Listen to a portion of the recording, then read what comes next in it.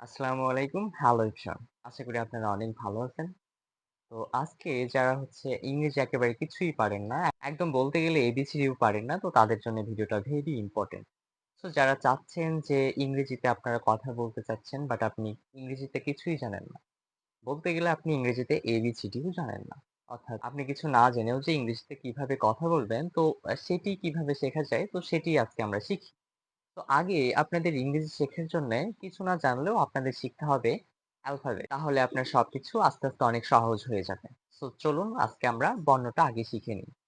So ১ম এ ইংরেজিতে alphabet অর্থাৎ আমরা যেমন বাংলাতে রিডিং পড়ার জন্য যেমন আমরা স, রেয়া অ্যান্ড ক, খ শিখি ঠিক এভাবেই ইংরেজিতেও কিছু বর্ণ আছে তাদেরকে ইংরেজিতে অ্যালফাবেট বলে। অ্যালফাবেট অর্থ হচ্ছে বর্ণ। সো ইংরেজিতে বর্ণ আছে ২৬ টি। তো এটা খুবই ইম্পোর্টেন্ট। এটা মনে রাখা খুবই ইম্পোর্টেন্ট বলতে পারেন। চলুন দেখি ২৬ টা বর্ণ কি, কি? অ্যান্ড কথা বলার ক্ষেত্রে অ্যান্ড পড়ার ক্ষেত্রে আমাদের উচ্চারণটা একটু ডিফারেন্ট হতে পারে। তো এটা আমাদেরকে আগে বুঝতে হবে। সো আ আপনি যদি কথা বলতে চান স্পেশালি উচ্চারণ করতে হবে অ্যান্ড কোনটার কিভাবে উচ্চারণ, কিভাবে টান দিতে হবে, কিভাবে কোনটা স্পেশালি কোনটা কিভাবে উচ্চারণ করা হয় সেটা আপনাকে শিখতে হবে। তো চলুন দেখি আমরা এগুলোর সঠিক উচ্চারণ। সো দেখি A, B, C, D, E, F, G, H, I, J এটা কিন্তু জে হবে না, এটা কিন্তু জেই হবে। J, K, L, M, N, O, P, Q, R, S, T, U, V, W, X, Y, Z, Y, Z তো কথা হচ্ছে এখানে সবকিছুর উচ্চারণ একটু ডিফারেন্ট ভাবে যদি আপনি বলতে পারেন, তাহলে আপনার ইংরেজি বলাটা অনেক শুদ্ধ হয়ে আসবে। তো এখন যারা এই ২৬ টা বর্ণ আপনারা শিখে ফেলেছেন, সো এরপরে আমরা কিভাবে অত কিছু গ্রামার এটা সেটা না জেনেও আমরা কিভাবে সেন্টেন্স মেক অর্থাৎ একটা বাক্য তৈরি কিভাবে করতে পারি, ইংরেজিতে কিভাবে ২-১ টা কথা বলতে পারি, সো এটাই শেখাবো। তো এখানে একটা কথা মেইন পয়েন্টটা হচ্ছে, এখানে যদি আপনি সামান্য একটু মনে রাখেন, আপনি এখানে অনেকভাবে অনেক কথা বলতে পারবেন। সো এখানে শুধু আপনি যদি একটু ফরমেটটা মনে রাখতে পারেন, তাহলে আপনি একই সাথে অনেক কথা বলতে পারবেন। তো দেখি ওই ফরমেটটা কি? সো এই যে দেখুন, এখানে আছে I am এটা তো এটা আমরা চিনেছি। এটা এ, I am এটা কি হয়? I am তবে I am মানে হচ্ছে আমি হই কিছু একটা। যেমন অনেকেই বলে না যে আমি হই একটা স্টুডেন্ট মানে আমি হই একজন শিক্ষার্থী। অনেকেই বলে যে আমি হচ্ছে একজন ডাক্তার। অনেকেই বলে যে আমি হচ্ছে একজন ড্রাইভার অর্থাৎ গাড়ি চালক। তো কথা হচ্ছে এখানে ছোট, ছোট কথা যারা হচ্ছে একেবারে কিছুই পারে না, তো তাদের জন্যে যে ছোট, ছোট কথা আপনারা কিভাবে বলবেন ইংরেজি কোনো কিছু না জেনেও। সো তারা দেখুন। সো তাদের জন্যই ভাই এই ভিডিওটা। তো আপনারা যারা বিগিন থেকে শুরু করতেছেন, তো আমি হই একটা টিচার, আমি হই একটা স্টুডেন্ট। তো এইভাবে মানুষ বলে না? সো এটাই হচ্ছে ইংরেজিতে কিভাবে বলতে হবে সেটা শিখিয়ে দিই। সেটা শেখাই। I am মানে হচ্ছে আমি হই। আমি হই কিছু একটা। I am মানে হচ্ছে আমি হই কিছু একটা। I am a farmer, a teacher. তো কথা হচ্ছে I am a teacher. আমি হই একজন শিক্ষক। তো এখানে আপনার কিছু জানতে হবে সেটি হলো যে টিচার মানে কি, স্টুডেন্ট মানে কি, ডাক্তার মানে কি, তারপরে হচ্ছে আপনার ড্রাইভার মানে কি এগুলো আপনার জানতে হবে। এগুলো না জানলেও প্রবলেম নাই দ্যাটস ইট। এগুলো একেবারে সাধারণ ভাষায় এগুলো মোটামুটি সবাই জানে। যে ড্রাইভার মানে আসলে সবাই জানে যে গাড়ি চালক। তো এরপরে দেখি এই ওয়ার্ড মিনিং যদি আমরা জানতে পারি তাহলে আমাদের কাছে খুব সহজ মনে হবে। তো এখানে আছে টিচার। টিচার মানে হলো শিক্ষক। টিচার মানে শিক্ষক। এখানে ফার্মার মানে হচ্ছে কৃষক। সেলার মানে হচ্ছে বিক্রেতা। স্টুডেন্ট মানে শিক্ষার্থী। ড্রাইভার মানে চালক। তো কথা হচ্ছে এগুলো আমরা শিখলাম। এগুলোর মানে কি?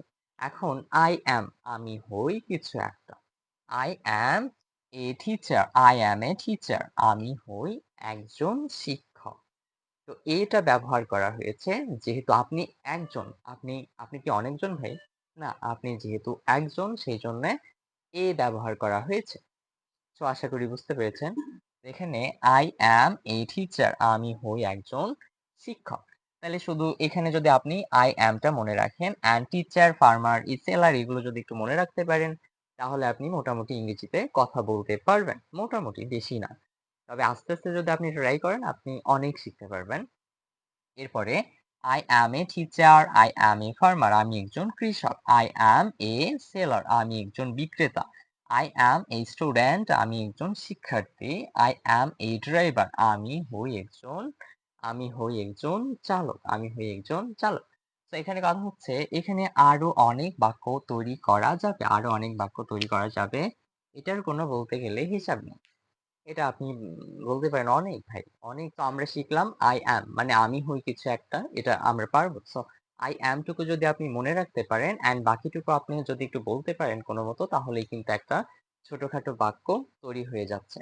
সো এতটুকু আপনি মনে রাখতে পারলে আপনি ইংরেজিতে ২-১ টা না অনেকগুলো কথাই আপনি বলতে পারবেন। সো এখন আরেকটা দেখি যে I have মানে আমার আছে। আমি বলি না যে, "এই আমার একটা পুতুল আছে।" হ্যাঁ? আমি এইভাবে বলি না যে অনেকেই বলে তো এইভাবে, "আমার একটা হচ্ছে সাইকেল আছে, আমার একটা কলম আছে।" সো এইগুলো আমরা কিভাবে ইংরেজিতে বলতে পারি? চলুন সেটা দেখি। তো এখানে আপনাকে আগে জানতে হবে যে যেহেতু তাহলে আপনাকে জানতে হবে যে পেন মানে কি? এটা কিন্তু ক্লাস 1 এ পড়ে অ্যান্ড যারা হচ্ছে প্লে তে পড়ে তারাও কিন্তু এগুলো জানে। তো এখানে পেন, পেন মানে হচ্ছে কলম। এটা জানতে হবে। পেন মানে কলম, কার মানে গাড়ি, কার মানে গাড়ি, ডগ মানে কুকুর, ক্যাট মানে বিড়াল, টি-শার্ট মানে টি-শার্ট। টি-শার্ট মানে যেটা আপনারা হচ্ছে হাতাতে শার্ট যেটা পরেন সেটাকে বলা হচ্ছে। সো টি-শার্ট মানে টি-শার্ট, বাইক মানে বাইকই বলতে পারেন অ্যান্ড আপনি চাইলে মোটরসাইকেলও বলতে পারেন। যেহেতু মোটরসাইকেলও কিন্তু একটা ইংরেজি ওয়ার্ড।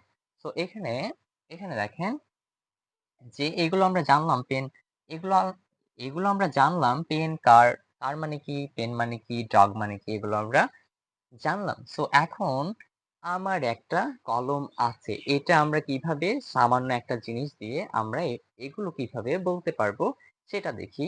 এখানে I have, I have মানে হচ্ছে আমার আছে। I have মানে আমার আছে কিছু একটা। সো এখানে I have মানে আমার আছে কিছু একটা। আমার আছে কিছু একটা, যেমন আমার আছে a pen, আমার একটা কলম আছে। পেন মানে কলম, I have মানে আমার আছে এ। এ মানে একটা বোঝায়, আমি ১ম এই বলেছি। এ মানে একটি বোঝায়। I have a pen, আমার একটা কলম আছে। এরপরে I have a car, আমার একটা গাড়ি আছে। তো এখানে আমরা কার বলি, কার। তো কার হবে না, এখানে খার হবে, খার। তো এখানে এই উচ্চারণগুলো যদি আপনি ঠিকভাবে ধরে রাখতে পারেন, সো আপনি আ যেই দেশেই যান না কেন, সেই দেশে আপনি ফ্লুয়েন্টলি ইংরেজিতে মোটামুটি কথা বলতে পারবেন। এরপরে I have a dog, আমার একটা কুকুর আছে। I have a dog, আমার একটা কুকুর আছে। I have a cat, আমার একটা বিড়াল আছে। I have a I have a t-shirt, আমার একটা টি-শার্ট আছে। I have a bike, আমার একটা বাইক আছে বা মোটরসাইকেল বলতে পারেন। এরপরে আরো অনেক বাক্য তৈরি করা যাবে। সো এটা দিয়ে যে কত বাক্য তৈরি করা যাবে তার কোনো হিসাবই নেই বলতে পারেন। এটা দিয়ে শত বাক্য আপনি তৈরি করতে পারবেন। অনেক বেশি বাক্য আপনি চাইলে তৈরি করতে পারবেন। সো এটা যদি আপনি মনে রাখতে পারেন। এখন আমরা আমার আছে এটা আমরা বুঝলাম। কিন্তু আমার ছিল কিছু একটা। বাট এখন নাই। এরকম বোঝাচ্ছে যে আমরা বলি না, "এই আমার একটা বন্ধু ছিল, এখন নাই।" এই আমার একটা হচ্ছে বিড়াল ছিল, হয়তোবা মারা গেছে। আগে আ তো আগে যে যতটুকু আমরা বলি যে আমার একটা ছিল। তো এইটা আমরা কিভাবে ইংরেজিতে খুব সহজে বলতে পারি একটা ফরমেট ইউজ করে। সো এটা দেখুন। সো এখানে I had, আমার ছিল। I had মানে আমার ছিল কিছু একটা। সো আমার ছিল একটা হচ্ছে বন্ধু থাকতে পারে। আমার একটা বন্ধু ছিল। আমার একটা বিড়াল ছিল। আমার একটা কলম ছিল। এভাবে অনেক কথা আপনি ইংরেজিতে বলতে পারবেন। তো এখানে আগে জেনে নিতে হবে যে বেস্ট ফ্রেন্ড এগুলোর বাংলা জেনে নিতে হবে। সো এটা বেস্ট ফ্রেন্ড মানে হচ্ছে কাছের বন্ধু। পেন মানে কলম, সিস্টার মানে বোন, আওয়াল মানে প্যাঁচা, চেয়ার মানে চেয়ার। চেয়ার চেয়ার মানে চেয়ার বলবেন। চেয়ার মানে আপাতত চেয়ারই বলবেন। শপ মানে দোকান। অনেকেই বলে না এখন হচ্ছে ব্যবসা করে না। এরকম আছে যে, "এই আমার একটা দোকান ছিল।" সো এটা বোঝাচ্ছে যে shop. I had a shop, আমার একটা দোকান ছিল। সো এখানে আমার ছিল কিছু একটা। I had a best friend. I had a best friend. আমার একটা কাছের বন্ধু ছিল। I had a best friend আমার একটা কাছের বন্ধু ছিল। I had a pen আমার একটা কলম ছিল। I had a sister আমার একটা বোন ছিল। I had an owl I had an owl আমার একটা পেঁচা ছিল। আমার একটা পেঁচা ছিল। তারপরে I had a chair আমার একটা চেয়ার ছিল।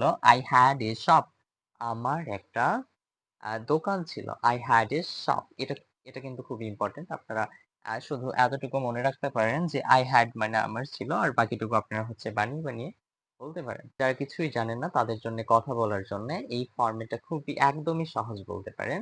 আপনি হচ্ছে ২-১ টা ফরমেট জানলে আপনি অনেকগুলো সেন্টেন্স আপনি মেক করতে পারবেন।